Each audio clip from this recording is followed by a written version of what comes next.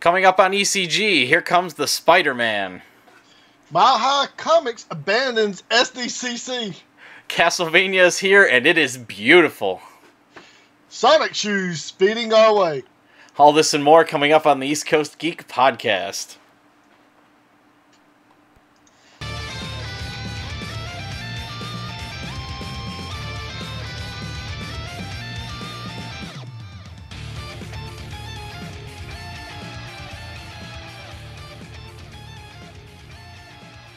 Welcome to episode 104 of the East Coast Geek Podcast for Friday, July 7th, 2017, where we bring you all the latest news on comics, movies, and gaming. Most of the last two, usually.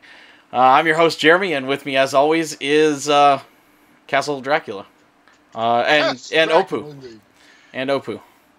I don't know if you could tell, but I'm pretty stoked about Castlevania on Netflix, but we'll get into that. Yep. So, what's going on? Anything special? Well, not much. I actually woke up early this morning. Well, actually to relieve my coworkers early on Friday because I try to give them a weekend. But also so I could watch Castlevania this morning. I watched the first two episodes, and the reason we're running a little behind on this is because I had to watch the last two episodes too. But aside from that, I'm doing pretty good. I mentioned this last week, but I'm going to go ahead and just jump right in my review. If that's cool with you, because we got a lot to talk about. Go for it. I actually did my research on comic books this week because I was trying not to be lazy. So, you know what's been getting overplayed? What's Zombies. that? Zombies? What? Really? Zombies. Yes. Really? Cavaleria of the Iron Fortress. Walking Dead. Fear the Walking Dead.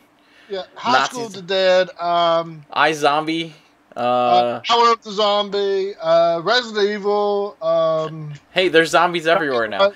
It's like zombies are a mainstay of our world now, and they don't even exist.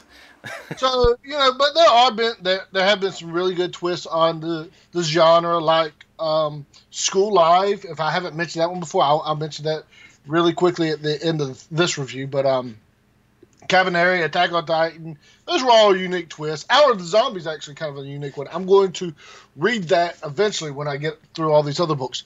But one thing I haven't seen in zombies quite yet, in a zombie apocalypse, is magical girls like Sailor Moon in a way, or Card Captain Sakura. Well, now I have. Oh, really?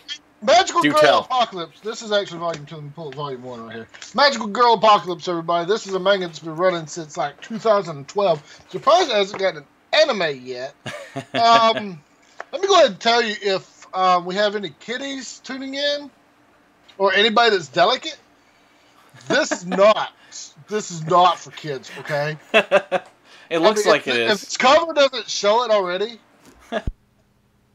So what it starts off is you meet this guy named Key. I think that's what his name is, K.I. or whatever.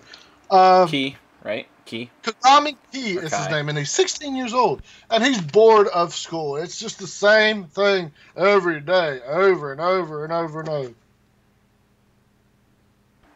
Okay, we'll mention that for you as well, BK Radio, if you see that in the chat. Anyway, so he's going through day to day, same old stuff. One day he looks out the window and he sees this chick talking to this big jerk gym teacher. And she ends up taking her little wand here and lightly tapping him on the head, causing it to explode. He freaks out and says, "Excuse me, teacher, I want to go to the bathroom," because he is a brave individual. And he runs away, but not before she sees him, jumps up there, and slaughters his entire class. Of course, as you do.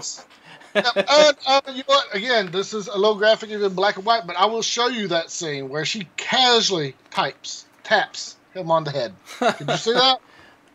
Yeah, great. Casually, huh? Casually, like a love tap, if you will. A love tap, yes. So he manages to actually come back with a bat and save the day, kind of, because the last person that he sees alive in the class is his crush. And she's about to be killed. And he runs in and he hits her with a bat and snaps the thing's neck and it goes down.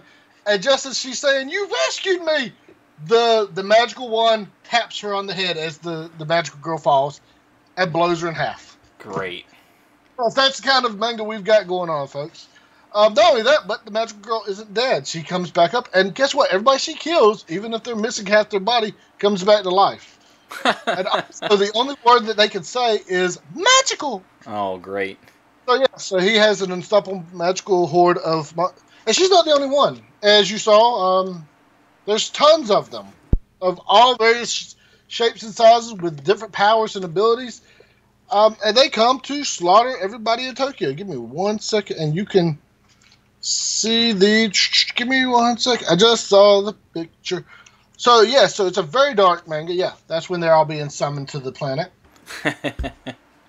So they all have their own special abilities, their own magical wands, and it's a lot of people die really quickly. Excellent. But I mean, I don't know. I've read the first 3 volumes. The art, you have that typical fan service character with the. Usually she has a large chest. Well, this one's comically drawn. Like, it looks like traffic cones at least until his art evolves. But it does get better. The violence is very extreme. There are some very outlandish characters, but it does have a weird sense of humor in it. So I'm going to continue reading this because they have interesting twists and turns, and the cliched characters aren't the cliches that you would think. Like, well, they're not cliche. They have their own unique twists on them, I guess I should say. Okay. So they play with tropes in this. It does have a little bit of time travel type of stuff in there too. So that's always tricky to write. So I'm going to continue with this for a couple more volumes. It's not just tricky to write; it's tricky to pull off even in movies. Nobody gets it right. Nobody ever gets it right. Not that we know what it's really like, but everybody does it wrong. The only people that have done it like really well is like Doctor Who and Back to the Future. And Doctor Who, because it's like, screw it, we're going to just do whatever we want. And Back to the Future, even if you thought about too much, would still it'd bother you to a point. Yeah. But I did mention one other quick. I don't think I've mentioned this before. It's called School Live. It's about these girls in this club in school called the Live Club or whatever. And the reason I'm mentioning it with a zombie apocalypse is because it starts off with this girl that's like the cliched goofy girl that's oblivious and clumsy and everything. And she has lost her mind. Of course. And she's just in her normal everyday life at school. And this was kind of a spoiler. I wish I had marked that. But her friends are trying to keep her alive while trying to keep themselves alive and trying to keep her safe because there's zombies out there. Very real zombies. Oh my gosh. And she's oblivious to it. Wonderful. It's another very unique twist on the normal tropes, but it's really tragic as well. And a lot of the stuff isn't played for humor, at least, or it's played for humor initially, and then they show it from another character's perspective, and you're like, oh my goodness, this is tragic. Great. But real quick, I promised I'd say this. So our friend Joshua, he runs the BK Radio Connection or Connection Radio. His station's going to be off the air for a little while he performs maintenance. If you do cross-listen to us, so good luck with that, doing all your science stuff. And remember, if it says hyper in the name, that's what you need to go for in tech, because hyper is a cool word. Oh, man. He asked a question to his audience the other day, and I answered him. Like, which of these pieces of equipment is better, He's like, techies out there. I said, well, I'm a techie, and if it has X in the name or hyper in the name, something like that, then obviously it's the best thing. There's a brand out there that puts out memory called HyperX, right? They also make headphones. Yeah, that's all I'm going to buy from now on. Yeah. All right, the other thing we got before we start is Jeremy Renner broke both of his arms recently. He just made an appearance at a film festival or something like that. Did an interview, and they showed him both of his arms are up in a cast.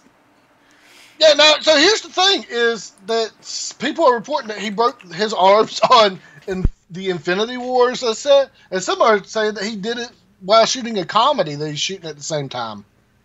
Oh, really? So, Wait, yeah. Hawkeye's not a comedy? Well, it's a Marvel movie, so I'm sure it's going to be a bunch of laughs. But here's the thing. Out of all the people to get their arms broken, this so fits Hawkeye. He, especially in his solo comic, that's one thing that I don't think there's a panel that goes by that he's not bandaged up in some way. Him and Pizza Dog, right? Oh, Pizza Dog was the best. That's why I said. I thought Hawkeye was a comedy because you got Pizza Dog and Hawkeye. All right, why don't we jump right into the news? Some unfortunate news, actually, not so much for SDCC, but for Mile High Comics. It's kind of tragic for both of them in their own ways. Is it? Is it? It's more tragic that a leading comic book dealer is pulling out of a comic convention. That's right, the more tragic thing. Yeah, Mile High Comics drops from Comic-Con International, San Diego. The first time in 44 years. That's a long time. That's longer than I've been alive. Mile High Comics, if you didn't know this, is one of America's largest comic book realtors. Per statement from the president, Chuck Rosansky, the decision to abandon the convention was driven by a conflict between Mile High and Comic-Con last year when a Comic-Con contractor failed to deliver Mile High Comics on time and left them embarrassed and unable to assemble their booth. Wow. It's kind of important. Wow. At no point during the convention did Comic-Con management reach out to him, a person that's been going there for 44 years. Yeah. To discuss the issue. He said in a newsletter to customers, after 44 years, this is a quotation from the newsletter, after 44 years of my supporting them through good times and bad, that was just too much indifference to endure, Rosansky wrote. When you are in a relationship out of love and passion, but the other party could care less whether you live or die, you have to realize that it is time to move on. Now, this is a comic book guy dealing with a comic book convention, and that is wisdom that you can apply to anything, people. Abusive relationships, no matter what kind, business, hobbies, or love, that's words to live by. Rosansky also noted that shifting demographics, which we've discussed on the show before, so we'll get into this in a second, and the increased size of the convention, and therefore the demand for space, has created an environment where he was paying ever larger sums for his 70 feet of floor space, but seeing diminished foot traffic. He notes that when he first started attending in 1973, the show cost him $40. While it was hardly an apples-to-apples comparison to the 18,000 Comic-Con wanted for this year's booth of 70 feet. And with comic sales being down, that's no easy scratch for them. Yeah. Now, again, to be fair, that's different than 70 feet. That's a lot of 6-foot tables. I'm not going to do the math. I'm not a math guy, but that's probably about 10 of their tables, right? 11 and a half. About 10. 12. I'm not a math guy. The fact, but still, that's $18,000. That's a lot of money. Yeah. The fact that his costs would have risen by about 10% this year from 16.5 to 18, that's thousands, people, compared to last might give anyone pause. That is a lot of money. That is a lot of money. San Diego has grown far beyond its original premise, morphing from what was originally a wonderful annual gathering of the comics world to a world-renowned pop culture and media festival, Rosansky told his readers. As such, it has seen rapidly escalating costs and also a dramatic change in the demographics of its attendees. Neither of those changes work to our advantage. He goes on to mention some other things like, hey, people were going to other sections of it and nobody was coming to this section anymore because there's all these other types of vendors. If you've been to a convention, you know there's an artist alley usually that does like fan art and custom art. And right. They sell like their own little figures and things. And then there's like the vendors section, which are the official Marvel officially licensed. Yeah. T-shirts. Not to mention, Right. Keychains. Absolutely. They're the Mile High people, and they're the Comics Code Authority. Well, not Comics Code Authority, but the graders of the comics. They're all those people. Right. Not only that, but then there's tons of interviews going on. Then there's the A-list celebrities that show up for all these things, the Robert Downey Jr.'s and everything. So here we go. Is this guy who's been going to this for decades just not getting with the times, old man? Loyalty doesn't mean anything anymore. Or is it a sign that Comic-Con is spiraling out of control, and with one of the biggest vendors in their sold in what supposedly their sole demographic, comic books, pulling out, is that a prelude to them, or is somebody else going to fill that spot and they're not going to? It's a bump in the road for them. Thoughts, people? At this point, I'm rooting for Salt Lake City Comic-Con now. They're the new coming underdog. In 2 years, I think, total that they've been around, they're already reaching and sometimes topping dailies of San Diego Comic-Con, and they can get more people in there. Because remember, we've talked about it before too. San Diego Comic-Con needs to expand. That's absolutely right. We for have floor talked about space, that, anyways. that they are struggling to expand. Right. And San Diego is not a hospitable place for that kind of stuff, I would think. Everything's pretty much already taken up, and the prices there are exorbitant. Salt Lake City is, while it's a big city, don't get me wrong, at least from what I've heard, I have never been there, there's room to grow there. A lot of room. Right. That, and you have to, when you have, again, it keeps blowing my mind that they just, as much apathy as they've had. And this isn't the first time we've heard something like this, of where the security there thinks that they're the absolute law, that they're cops, which, again, cops aren't above the law either, but or they try to blind eye to stuff, or they are bullies, all that kind of stuff. But for you to work on this level, the SDCC, and to show that kind of indifference to such a quality vendor, I mean, that's really rude. Especially when they're paying you almost $20,000. Yeah, and that's one of your security guys' entire paycheck. Right, and I mean that's year over year they've been paying the increasing prices. Yeah. They've been one of their steady guys. I mean, Right, and this was obviously the last straw for him, where he's like, okay, yeah, I understand there's diminished foot traffic, but apparently he was enjoying going there, Yeah, so it costs more, but he's getting to go to SDCC. He's still getting to see these people with their passion, the people that actually show up to his stuff. What were you going to say? I was gonna say I think we had talked about Mile High Comics mentioning they might not be at this year. I seem to remember shortly after SDCC last year there was mention of it in rumblings. I guess he waited to find out what the table cost was and made his decision. Well, here's the other thing. Okay, so they didn't, he makes less of a return, and he was at the risk to make no return last time. Right. How is that fair? How is he supposed to write off that $18,000? Well, they didn't deliver my stuff, even though I paid them $18,000 to deliver the stuff and ensure that I could have my stuff here. Unfortunately, that space will sell real quick, but it's poor stewardship on the part of the SDCC for the treatment for the previous year, and then the slap in the face to say, hey, it's going to cost you $18K this year.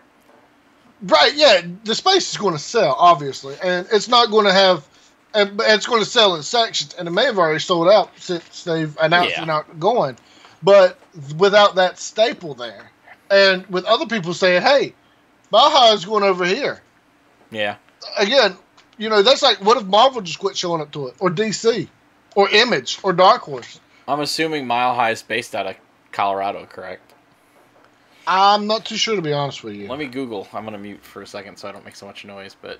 Clickety. So, yeah, I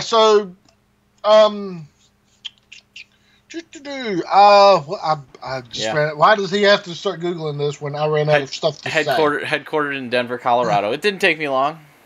So it'd be that much easier for him to dump a more reasonable amount of cash to open up a big space in Salt Lake City Comic Con. Shorter travel distance, all Yeah. that kind of stuff. And a lot more people. And I think the big thing with Salt Lake City Comic Con is because it is a newer con, so the prices aren't as expensive, and it's centrally located compared to people in the East Coast having to fly all the way over to San Diego, or not even going to San Diego and just waiting for New York. It's another one that's in the middle that'll give them the opportunity to make another trip to another con, because some of these people love going to cons. I will be honest, I have never been. The closest thing I've ever been to is back when I was younger. My dad and I used to go to computer trade shows all the time. Similar stuff, indie developers. I actually talked with some of the, when I was younger, I actually got to talk and meet with some of the people that made things like Wolfenstein 3D and Doom, because they were there helping stump their product with the salesmen out on the trade show floor. So that's kind of neat. I mean, that for me when I was younger, that was my thing. That was my conventions I like to go to. But for these bigger ones, for these comic conventions, I wish I would have been in it when it was better. You know what I mean? Now it's like it's a movie convention. Yeah. So, especially San Diego. I mean, they made the big deal about the Iron Man suits and all that, and I know it's really close to Hollywood, but still, I mean, let's not lose sight of the purpose of these things or the point of these things as they were originally intended. But then again, I guess they were made to make money. They're pushing the people out that built it to what it was. Yeah. But whatever. I mean, it's I mean, only time will tell. Obviously, we can sit here and speculate and play the what if game. Yeah, I'd like to go to BlizzCon. I don't mind seeing it on my TV though. But I would like to go there. I don't have enough money at the times when they put out the thing. The wife and I have talked about it numerous times, because but when we first got together, I got her into WoW not long after we got together, and she loves playing it. She plays the auction house. For the little time that she's played, she's still almost at 1 million gold, by the way.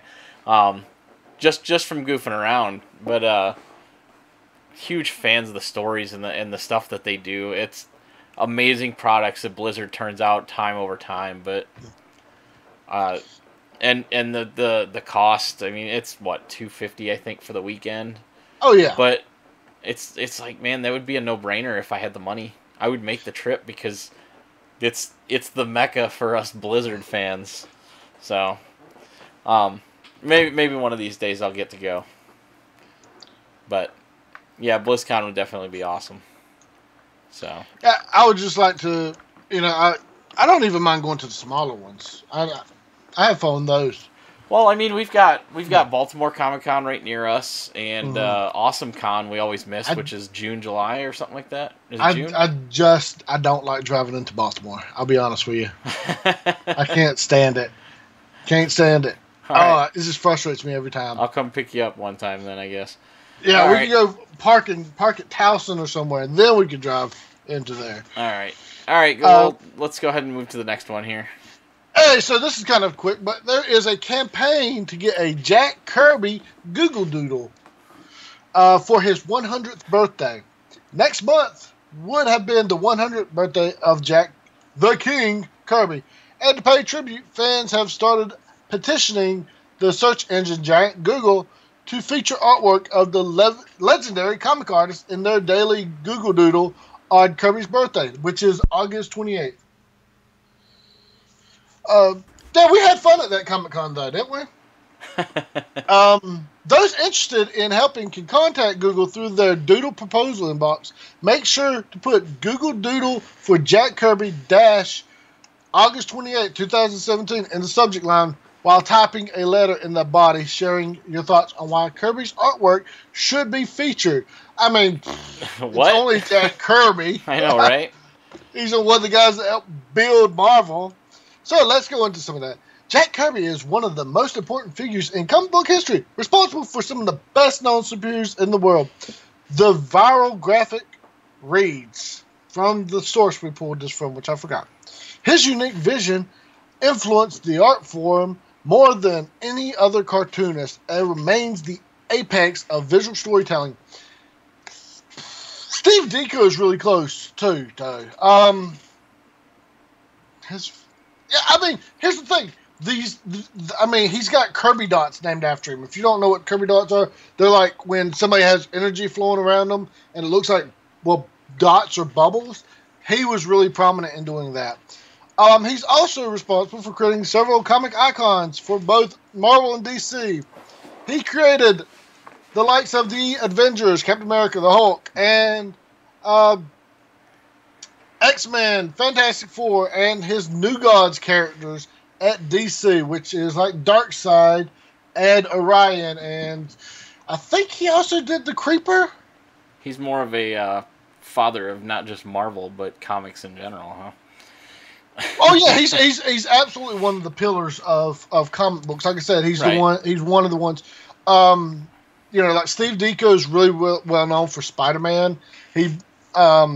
Stan Lee wrote the characters.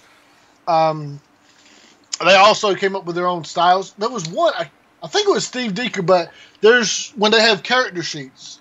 Character sheets are when they draw characters in different poses. They show like the front, the sides, the back. Right. Steve Ditko, I believe, would actually draw them doing stuff like crawling all over like a giant building of their name or something to show all the shading. Right. But Jack Kirby, yes, he's very influential. Like I said, we wouldn't have most of the Avengers. We wouldn't have all the X-Men. We wouldn't have the X-Men. The New Gods. We know Darkseid's a very big one.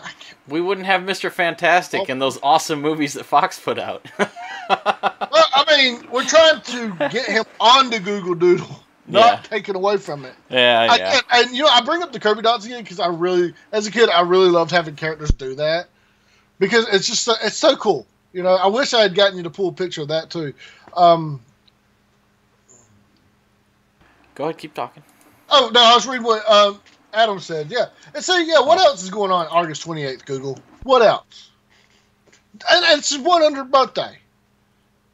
Right. Come on. All right, I got a picture of. Let's see. So we're going to go from amazing art. Oh, you're going to post this picture real quick? Yeah. It's gonna replace the one that I got of Kirby, but there we go. There's some Kirby bubbles around the Galactus here.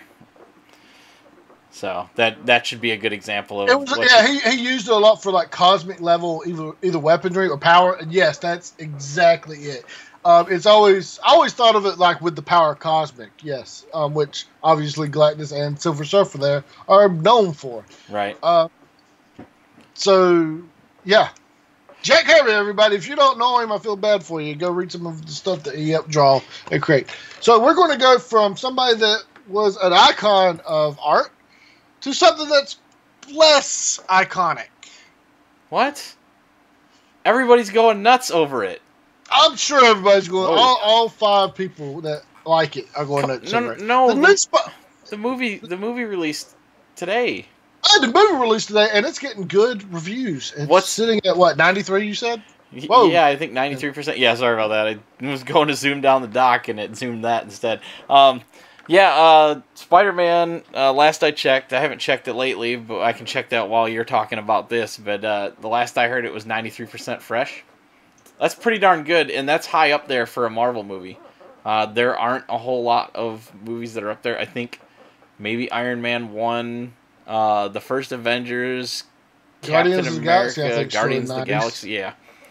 Winter Soldier's probably there. Yeah, Winter Soldier. Yeah, Captain America, Winter Soldier. Good. Adam said it's 94% now. Awesome. Thank you, Adam. So, all right. So, tell me all about the new Spider-Man animated series teaser trailer. Have you people seen this yet? I don't know if it came out this week. There's been a couple of teasers. They've shown some like test footage or whatever, which it's all terrible. It's like Marvel Animation continues on a downward spiral. Look at this image he's got. Where's the shading on it? It's flat. It's flat. You can't tell where his head ends or begins. He has no neck. It's just a head attached to his shoulders. Where are his muscles designs? He's got a Juggernaut helmet on. It's just... Well, even Juggernaut had a neck. It looks like somebody's throwing a blanket at him. Like, it's a Spider-Man blanket. It's a Spider-Man throw. Oh, that's Spider-Man throw rug. Yeah, exactly. Oh man, that's so terrible. Look at the background. We're going to do a little art history here, people, or art design, color in between the lines. Well, yeah, okay. Look, so here's the thing. So look at the background. You see reflections of buildings and other buildings. You can see the shading over here some. You don't see any of that on Spider-Man. He should be throwing. There should be shadows on him under his armpit here, where that pectoral muscle is coming down. There should be a thicker line. Yes, color in between the lines. Put a little darker blue there. Put black. Put something. There should be something around his face a little bit to show, hey, it's not just flat. It's not flat, okay? There's a proportion there. There's yes, the eye things can be white, stark white. Yeah, I would be cool with that because usually they are reflective in the comics. I mean, as in they tell us they're reflective. They don't always draw everything he's seeing, but they're supposed to be. Whereas, like right here, like he's looking this way. There's shadowing here. There's shadowing here, people. Look, the light. Even if the light's behind him, it wraps around you. Okay, so right here, where my muscles aren't and his are, there should be light here, a little stream of light, slightly darker, more dark. Okay, it's layers. And even if you don't want to be that detailed, you've got to give us something. There's no shadows there. There's no shadows. There's nothing. So another thing is,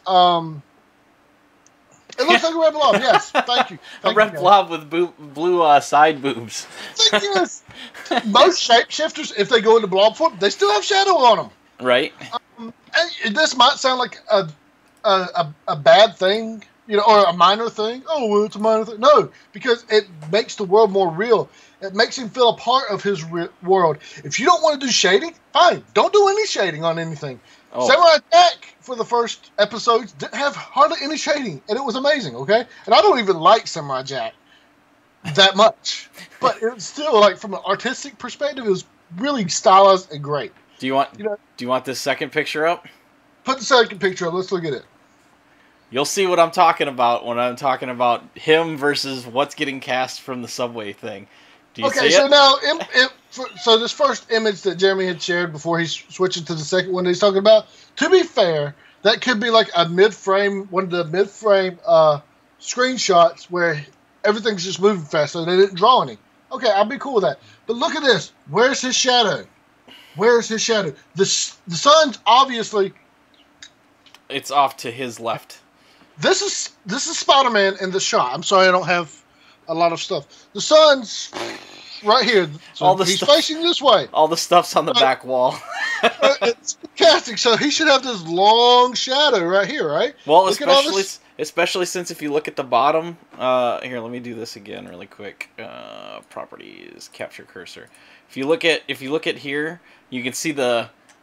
Is it circling? Yeah, it's circling. You can see the blue shadow from a tall building off to his left.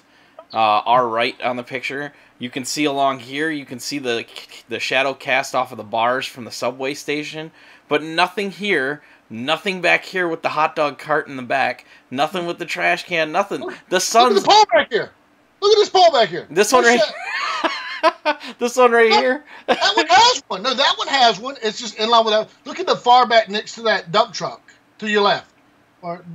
Yeah, you see it? Yeah, look, where's the sun there? There's nothing.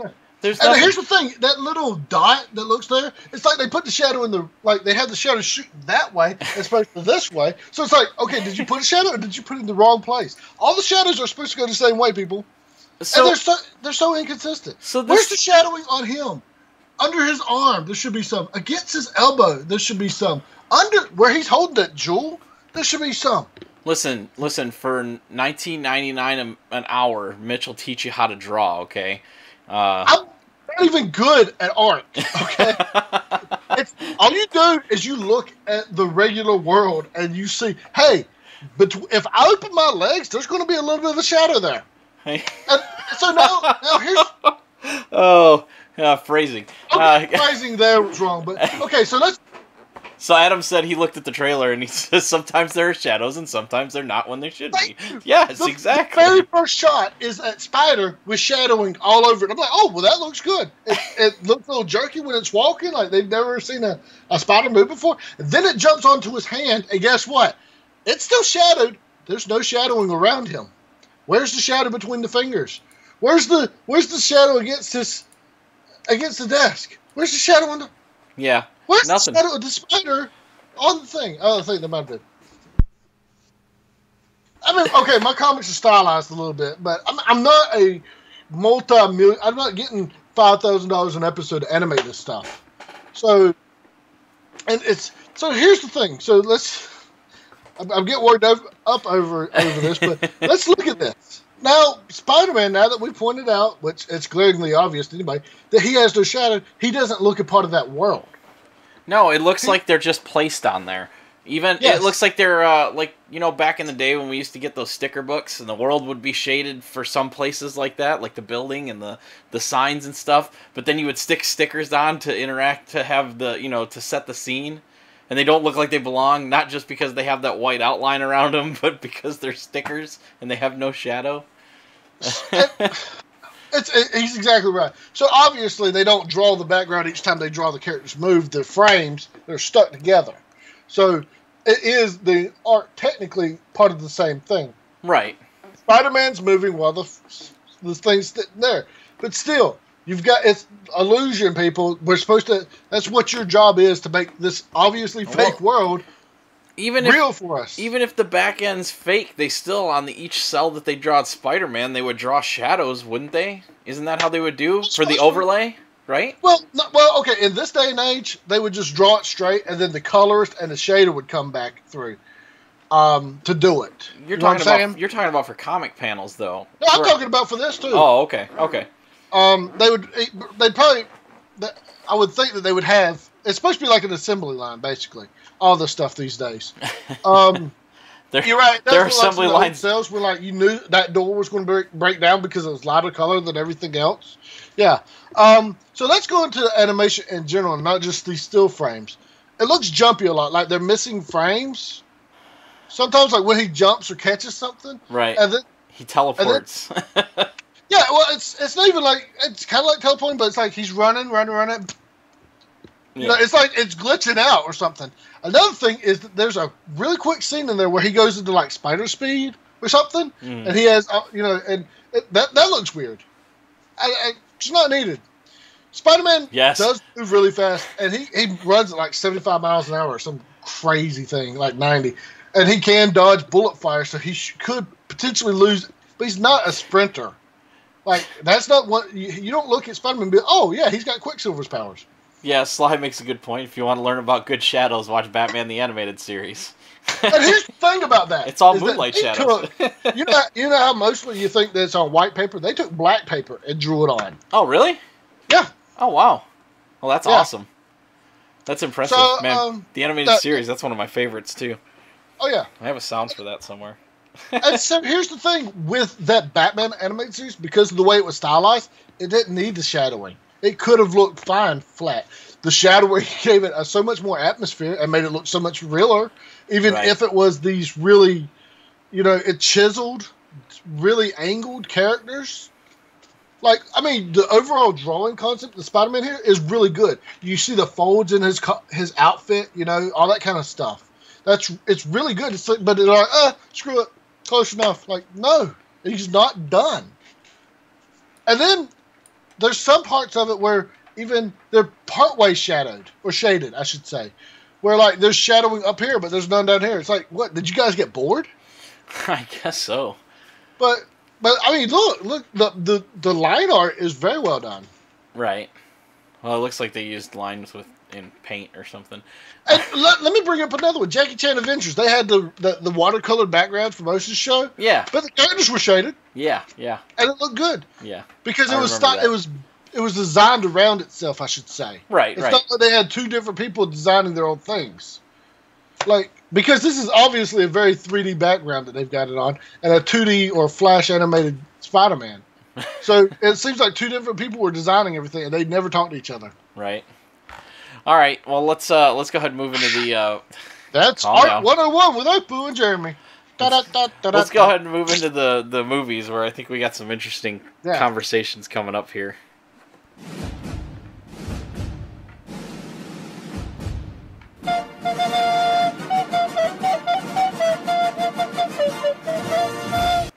All right. Have you in the crowd as well, who is sitting here watching us on YouTube, have you seen the trailer for Jumanji: Welcome to the Jungle? You have not watched it? Okay, great. I totally forgot. This is perfect. Now tell me, what song do you think they picked to use for Jumanji: Welcome to the Jungle?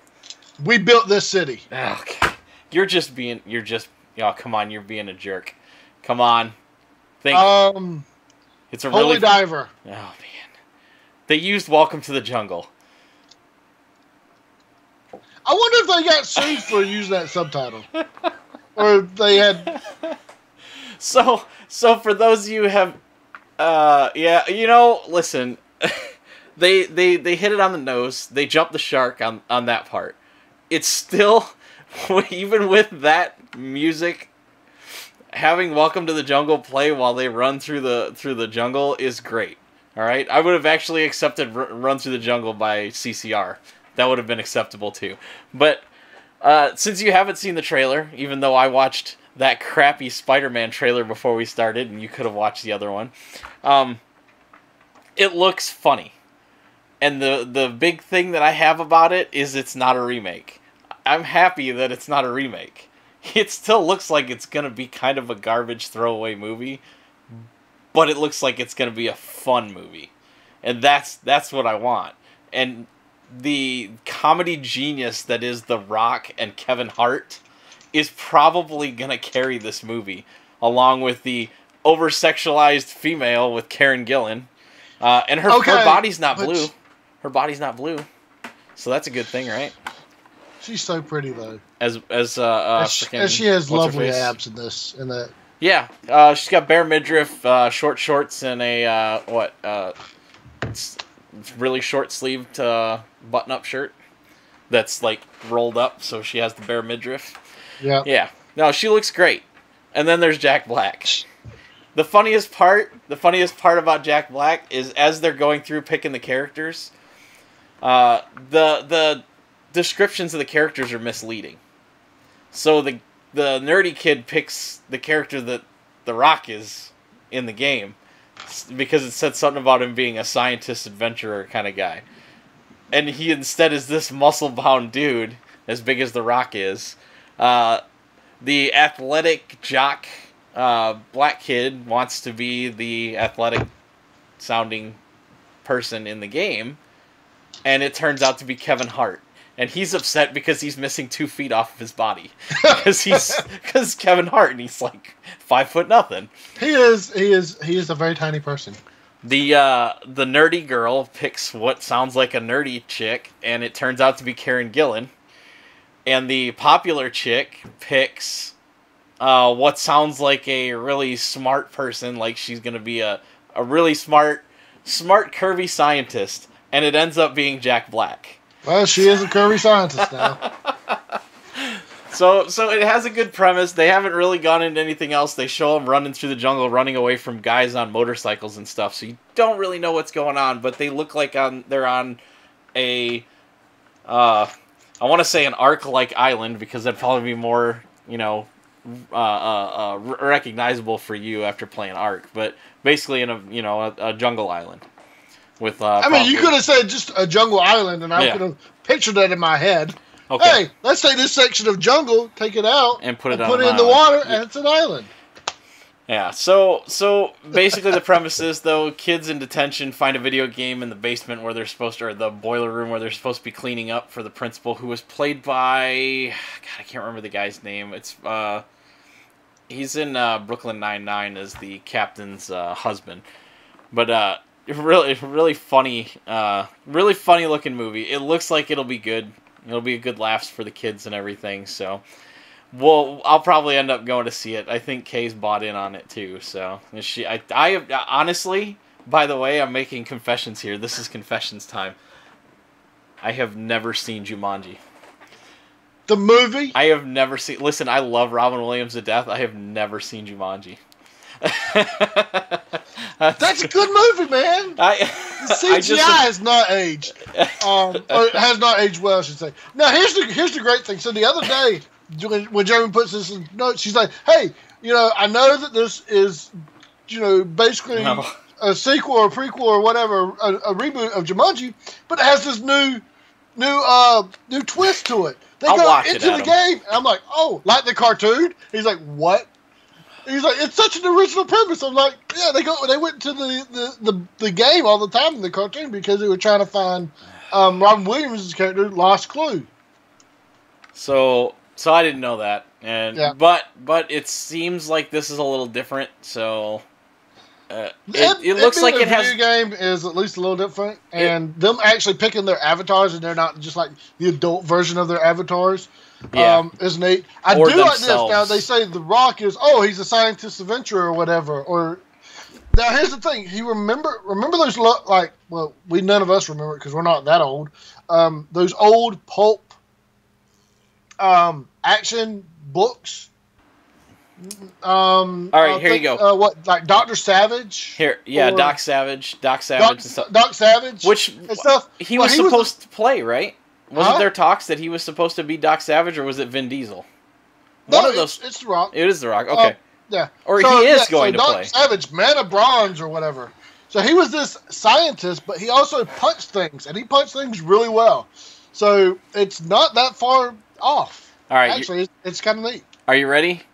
Dwayne The Rock Johnson as Dr. Smolder Bravestone, an archaeologist and explorer, which is Spencer's avatar, who is a nerdy gamer who goes to detention.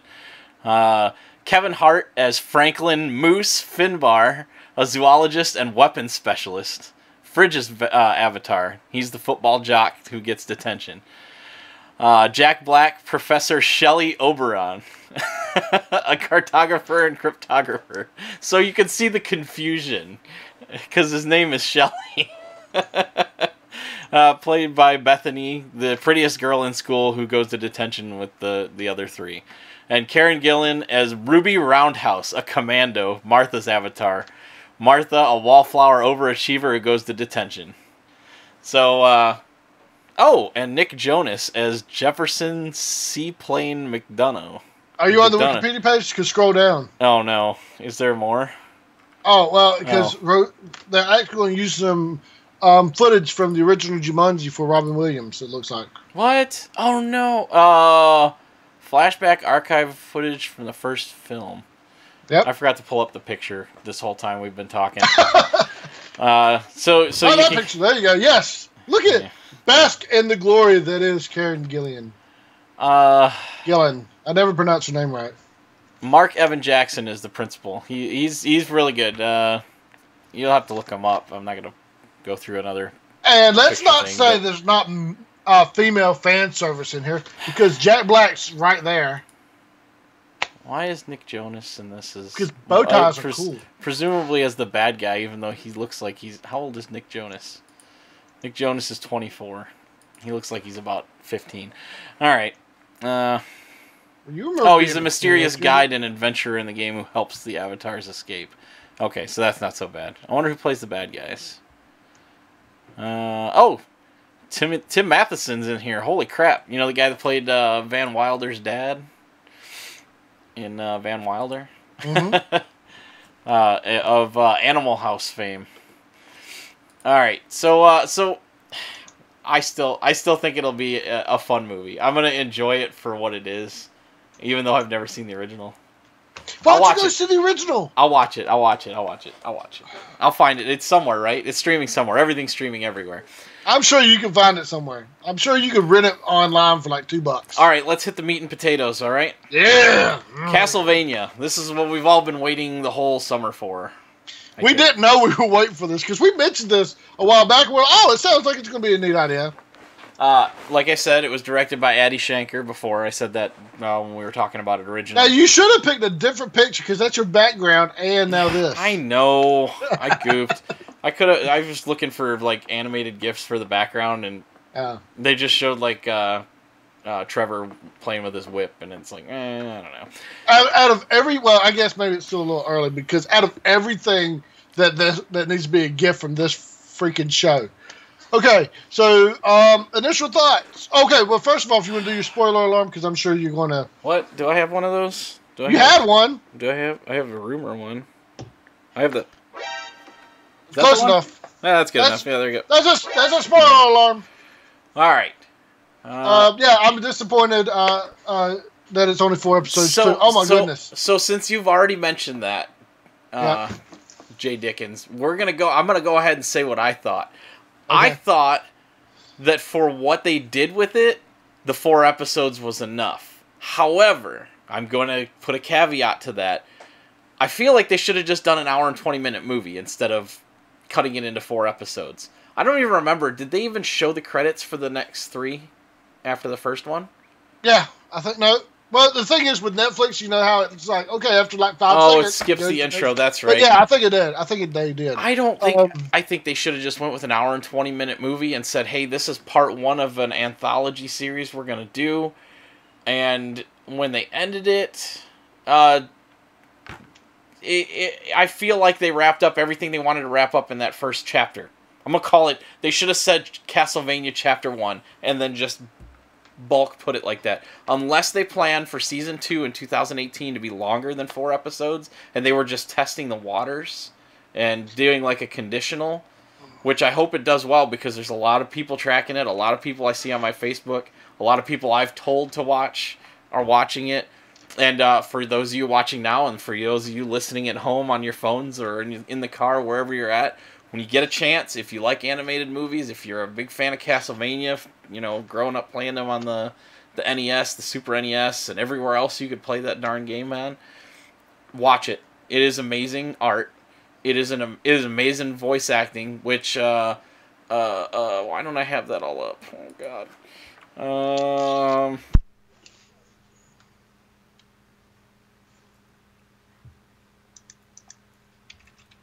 Good Lord, I was just trying to make sure it doesn't make any noise. Okay, here we go. So the cast. Graham McTavish as Dracula. And he's got an awesome beard and mustache. He's from Scotland. He's been in a lot of movies. He was in Creed. He was in The Hobbits as Dwalin. So he was one of the dwarves, right? Dante's Inferno. Secretariat. He's been in a lot of movies. Yeah, but he plays the voice of Dracula. Richard Armitage, for anybody who's watched The Hobbit, that's the main actor that played Thorin Oakenshield. And he was awesome in this. I think he is the best voice actor in this show, even though James Callis from Battlestar Galactica is in this as well. And an unknown for who played Sypha Belenades. Matt Frewer played the Bishop, who he's been in Honey, I Shrunk the Kids. He's best known for portraying the 1980s icon Max Headroom. For those of you old enough to date that, Adam, you got that one. You know who that is. And the last notable, the Elder of the what are they called, Mitch? The Speakers. The Speakers was voiced by Tony Amendola, who has been in a really big show lately called Homeland. I don't know if you know that. He's an American actor. Where's his I'm trying to remember. I think he's Spanish. But anyways, he plays Pinocchio's creator and father Geppetto in ABC's Once Upon a Time. Very, very good actor. Love him in everything he's in. He was in Continuum, which was a really good Canadian show. Terminator, Sarah Connor Chronicles, Dexter. So the list goes on. But he is a very good actor and a great voice actor for the Elder. So great show. I don't know. What do you want to hit on it? Okay, so here's a little bit of trivia before. It was made at least in part by Frederator Studios. Do you know Frederator Studios? Oh, I'm sure you did, because they did Fairly Odd Parents Chalk Zone. My Life as a Teenage Robot. Oh, nice. What a cartoon. Adventure Time, Bravest Warriors. So I'm like, when I see that name pop up, I'm like, the Odd Parents people did this show. Okay, so the animation is just absolutely amazing. This sets the standard for what Western animation should be. One, it can deal with mature themes. It can show action, gore, all that stuff. This should be what we hold up and say, this is how our animation should be. It doesn't have to be just solely Mickey Mouse and Bugs Bunny like stuff. Come on, let's use art and tell artistic stories, even though, yes, this is about a guy using a whip to whip a vampire to death. But still, again, there's going to be spoilers in this, because my number one, when I watched that first episode, if a demonic face erupts from a flame, it says you have 1 year to leave this area or die because you killed his wife. Maybe don't hold a celebration on the exact day, 1 year later, saying that the burning face was a liar. Hold the festival until the next day, so now you're proven true, because he said, you got 1 year from today, and I'm killing everybody. I was sitting there, I was like, really, guys? I said, you deserve, for that reason alone, even if you said, if he was going to kill you for giving him too many cupcakes, if you were the sweetest people in the world, I would not pity you for that. Now I'm going to jump in the notes because the Trevor thing can come after. But At this point, at that time that year hits, I don't know who's worse, Dracula or the Catholic Church. I can't tell who's worse. I really can't. I mean, I know he murders a bunch of people, but it's not like the Catholic Church isn't doing the same thing. Yeah, and do you like my mathematician's answer there? I don't know who's actually the bad guy, Dracula or the church. Yes. That is always the answer in those type of situations. Yes. If that's ever the question. So I also noted Trevor Belmont, who is of House Belmont and a sullied name at this point in the history. The Catholic Church has excommunicated them all and all that good stuff. A little preface to this. I'll do it in national order when we get the notes. Trevor Belmont is a drunk, reluctant hero. When you first meet him, he's in a bar. He is definitely somewhat inebriated, but still has his wits about him. Which kind of didn't make sense because he kind of, walks up to the bar and makes sure that his family crest shows under his jacket and acts like he didn't mean to and all that stuff. What was neat was when you saw that, when you saw his cloak open a little, you could see the little daggers on his belt and stuff, and then the crest, and everything looked really neat. What I didn't expect is when that cloak came off. That was actually pretty cool. So it was a really well drawn character, because when you first see him, big woolly fur. He's got a big cloak on it. It's got the big fur collar on it. Yeah, so you can't really see much detail on the character. When that comes off, man, it shows you exactly how much time and care they put into that character, and it pays off. Look at it. Shading all over him. He looks like he's a part of the world. Oh my goodness. It's like we tied everything into in this episode instead of doing it haphazardly. Okay, so here's the thing. When I'm anticipating something, I do not research it too much because I want to be surprised. I did not anticipate them using Trevor. I was like, oh, Castlevania. They're obviously going to go with Castlevania 1. Simon Belmont. I'm ready to see that bright, weird orange armor. All that good stuff. So I was surprised. I was like, Trevor? Huh. Okay. And so then I was like, well, this is what they're going to do, obviously, because all the Netflix shows seem to do it. They're going to jump back and forth, flashing back, flash forwards, flashbacks, all that kind of stuff. So, yes, obviously, Castlevania 3 is a prequel to 1 and 2, and technically 4, and I guess almost a bunch of them. Anyways, so yeah, exactly like he said, he's a drunk, he's selfish, he tries not to care about people, but he's not selfish and careless because of the personality, is he? It's more or less because his family's that's what been I was shunned. getting into, is that he's forcing this facade because he obviously wants to help people. He cares. He cares. Yeah. But because he's been excommunicated, his his name's been drugged through the dirt. He's like, you know what? Whatever. When he's finally brought back and he has to take the cloak off and he has to pick up the Belmont name again, then yes, you see how frustrated he is about being forced into the life that he is in. We've already discussed that, blah, blah, blah. The intro, I'm glad they didn't show it the entire time like they did with like Daredevil and all the others. Right.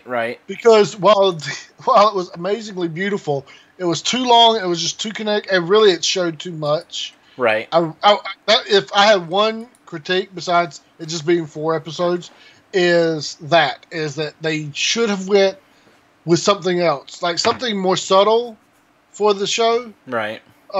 Because again, it showed too much if you were quick catching the images. But let's talk about those fight scenes.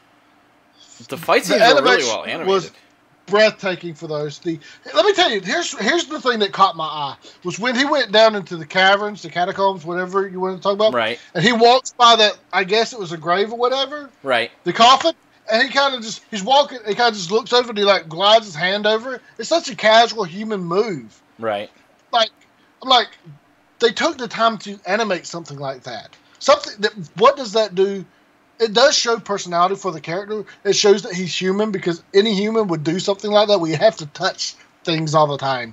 But it's such a real quiet moment. Right. And it doesn't really show anything about like the personality of him or anything. It's just a moment. And they took the time to animate that. That kind of stuff just blows my mind. That's the level of detail you have to go into with animation. We need to wrap this show up because I want to go and watch it again. I'm pumped. I'm ready to watch it again too. Did you know the scene I'm talking about, right? Yeah, I know what you're talking about. Yeah.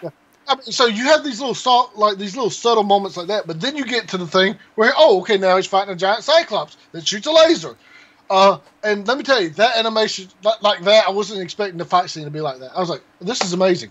Yeah, the fight scenes were great. When he's in the alley and dealing with those priests. First time or second time? The first time was the best. Yeah, the first time. With the whip. He takes yeah. He takes the guy's fingers off. He's like, "Oh, I'm sorry. I just meant to grab your weapon." Yeah, exactly. He didn't mean to do that much damage. It just happened. The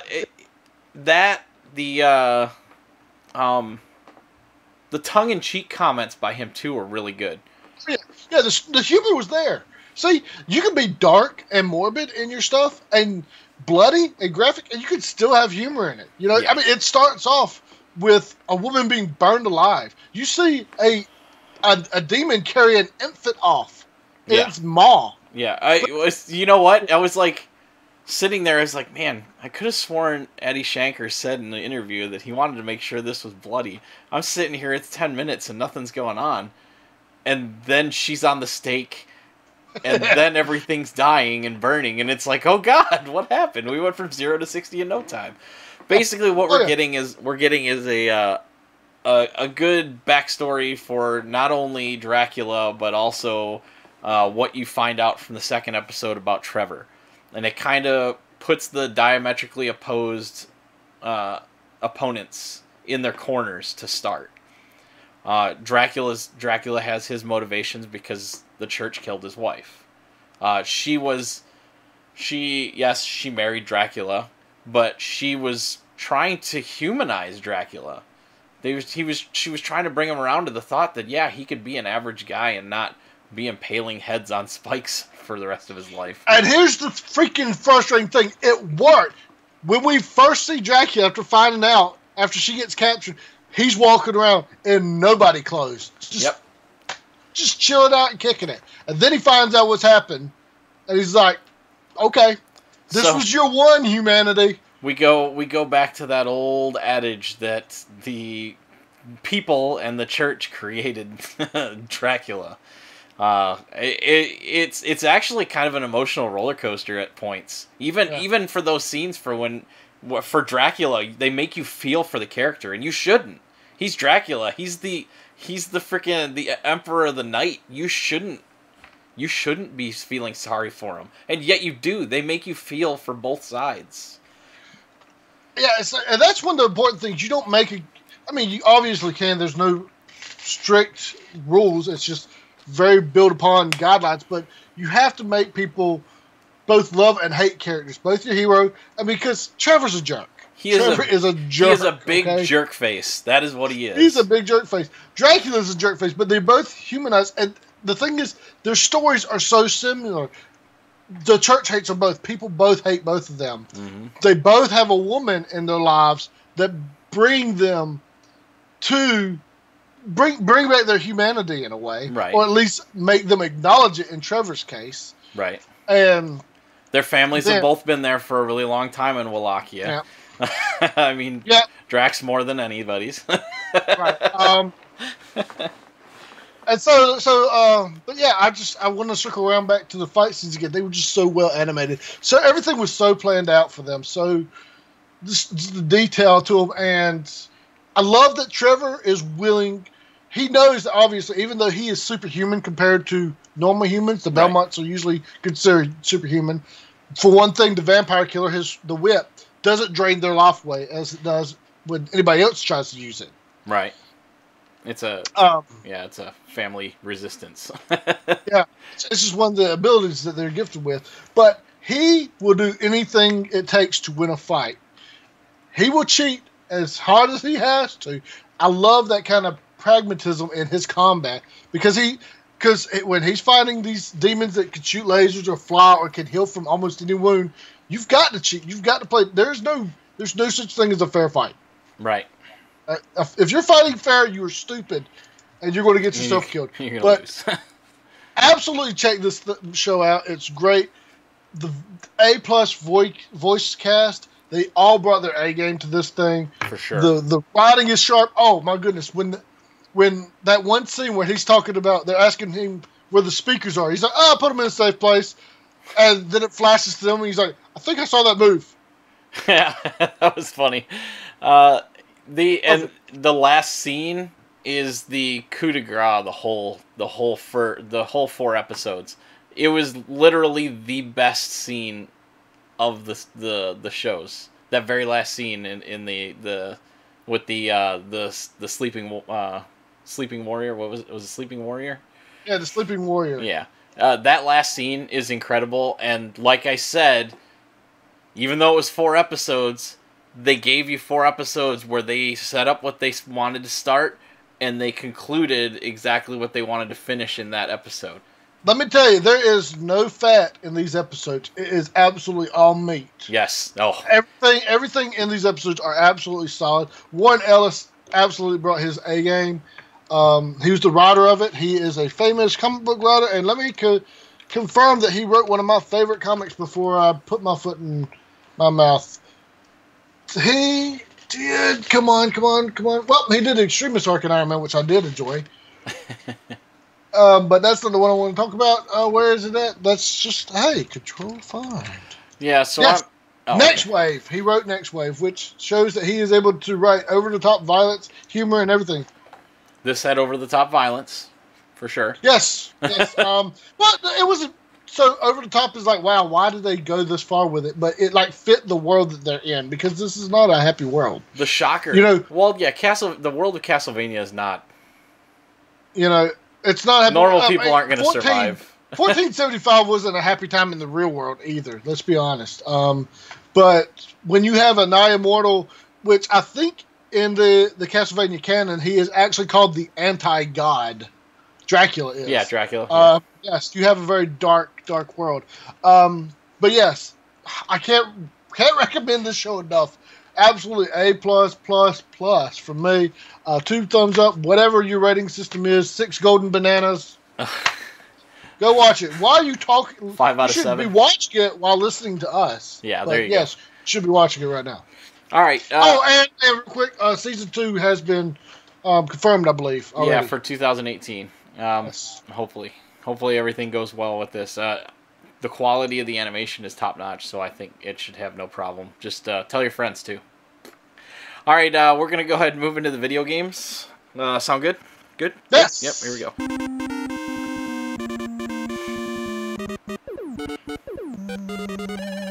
I missed out. I should have pulled the Castlevania theme. All right, Sonic Shoes. Sonic shoes. So, hey, you want to go fast? This is going to sound like a commercial. Are these them? I want to go fast. I'm fat and slow. I hope I pulled the right picture. You have to wait for it to update, but... yeah, I think so. I hope so. So, Sonic shoes are for sale now. Yay! Marking, his 25th anniversary, his 30th, I don't remember. Or maybe because his shoes are cool, even in that format. So, this is not, however, while this is really cool that they are on sale and they are really closely designed to his shoes, this is not the first time that we've been able to buy Sonic the Hedgehog shoes. Technically, soap shoes from Sonic Adventure 2. Those were shoes that were designed to grind on rails, similar to how one can do it with inline skates. Sonic wore a custom version of soap shoes. He wore the Scorcher/Nitro shoes, which were exclusive to the title, I guess. While the darker character, Shadow, wore a hybrid jet hover skate grind shoes. And had a gun. No, he didn't have a gun in Sonic Adventure 2. Oh. So, yes. Okay. So, they tied this into Sonic Adventure 2, these soap shoes. However, later editions of Sonic Adventure 2 did not have the soap shoe. It had his regular shoe, I believe. Or, no, they just pulled the advertising. Do I have it listed in my notes? I don't know. Anyway. Yeah, so, but in recent games, his soap shoes have given way back to his classic design, which you can see in this real shoe. The shoes go for around 7,020 yen, or about $63 before shipping, and are available in men's sizes anywhere between the size 6 and 10.5. My so feet those are too of big. you with big feet, sorry. My feet are too big. I think I could squeeze a 10.5. But here's the thing. I don't know if I like that design. I don't either. I mean, how else can you get them to slip on in the right way? But there's another... But you can actually see that they do have like the gold buckle on the side right there. You can't run in those. Huh? I said you can't run in those. I don't know if you can run in those. But here's the thing. So technically Sonic's shoes don't give him super speed. He's got it naturally. They're just designed to protect his feet while running at those high speeds. Yeah, well. Well, I thought that was really neat. I'm always a sucker for Sonic the Hedgehog stuff. He'll buy them. It was kind of a slow news week for gaming in general. He will buy them, and they will sit on a box in his shelf. You won't even be able to see the shoes. You'll just see the box. I will post it. What I'll do is, if I bought these, I would take a picture of it. I would frame the picture and have it sit on top of the box, so you could see the shoes. All right. I can't help it. I like to collect stuff. I have an addiction. Let's talk about stuff that we actually buy and play. Last story for the gaming, Battlegrounds, PlayerUnknown's Battlegrounds. If you watch my channel, I play plenty of this. It's almost exclusively what I play these days. Great game. It's a battle royale. If you're familiar with the movie Battle Royale, or I mean loosely, the Hunger Games is pretty much the same thing. You drop in and you pick up weapons as you go. Yeah, they look like red loafers. I'm going to buy them and wear them to work. There you go. Business casual. That'll be perfect, Adam. Anyways, Battlegrounds. So, there's a unique thing about PlayerUnknown's Battlegrounds. And do you know what that is, Mitch? That it's Russian. I think you drop in like an island off, the Ukraine or something. So close. No. It was not on sale during the Steam sale. And yet it attained, I believe, top sales during the Steam sale at regular price. They sold 663,000 copies in the 2 weeks that the Steam sale was going on at full price. Which brings them to a nice round number of 4.3 million users that own PlayerUnknown's Battlegrounds. And more once it hits the PlayStation, or the Xbox. Xbox exclusive. So, when it hits the Xbox, they'll get more. Amazing. That is really amazing for an independent developer. Yeah, there you go, Josh. Oh no! Time to upgrade, Adam. Talk to me later. I can hook you up with settings or items you need to get. I got a couple built. Great game. even with everything turned down to like low. Okay, anyways, I know, This is not tech time with Jeremy. I know. Anyways, so it's yeah, exactly. Hey, you get on there with Rainbow Six and everything. Yeah, we'll talk later. Great game, great premise. Independent developer. PlayerUnknown has worked on the DayZ mod for Arma, and then also H1Z1's King of the Kill, which is basically the same premise but not as good. He got out on his own, got his own development house. He was using Bluehole. He's using Bluehole, who is a Korean developer. So they develop over on that side of the world and then distribute. But excellent game so far. So many people streaming it. So many people. If you check in the morning times on either YouTube gaming or Twitch TV, tons of Korean and Japanese players streaming the game. It at a certain point it overtook League of Legends on Twitch as the most watched game. That's pretty good for an independent title. So I highly recommend it. I need to do a review of it since I've owned it since it was available in March. It's been out since March and it's sold 4.4 million copies or 4.3 million copies. So that's doing pretty good. That's it for the gaming. I don't have anything else. I'm sorry. Yeah, I did all the other work this time. All right, well, let me do this. Let me start this up then. Thanks for listening, everyone. We appreciate it, especially with you guys showing up in the chat room. The guys from was Joshua Citron's channel that stopped by. We greatly appreciate it. Yeah, BK Radio Connection, I believe it is. Yeah. Those words are in there. I don't know what order they're in because it's a long name. Right. I don't even know our entire name half the time. Right, yeah, and you stumble with the exit. So definitely appreciate him sending his listeners this way, and we'll definitely send some people his way, I hope, from you guys that are there. Please leave us feedback on our episodes on iTunes, Google Play Music, and anywhere else you can get our podcast from, as it'll help with visibility for others to discover us. And please like, share, comment, and subscribe on YouTube, where we are currently talking to you, and you usually do, and we greatly appreciate it. And we will respond.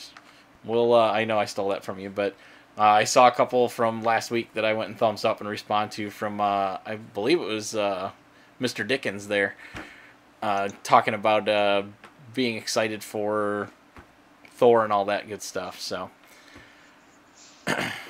go ahead. It's my turn. Okay. That's your turn. So, you can contact us at ECG_podcast on Twitter, at our Facebook page, www.facebook.com/ECG podcast, at least when Facebook's not screwing up, or our email address at ecgpodcast@gmail.com. Also visit our webpage, www.stasisgeek.com. That's STASISGEEK.com. Well, like Jeremy said, post a comment or post in the chat, and we will probably read it, maybe, and probably respond to you because we are easily distracted like that. Yes, and especially during the show, we're easily distracted when you talk in the chat. But we greatly appreciate it, and we love you guys. We appreciate you guys stopping by. We will be back next week. Until then, stay geeky.